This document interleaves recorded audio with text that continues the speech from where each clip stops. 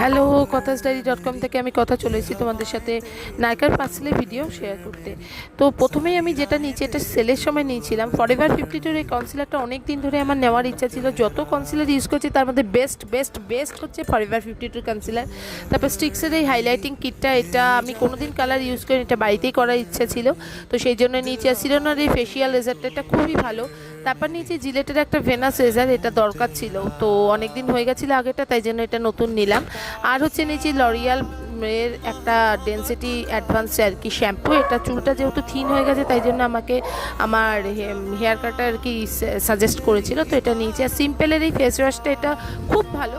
এটা টেম্পল এর জন্য বা নর্মাল স্কিনের জন্য ভীষণ ভালো। তারপরে একটা পেয়েছি, যেহেতু সেল চলছিল, তার জন্য বায়োডার্মার একটা ফেস ওয়াশ ছোট মিনি কিট। এটা ট্রাভেলের জন্য ভীষণ ভালো। তো দ্যাটস ইট।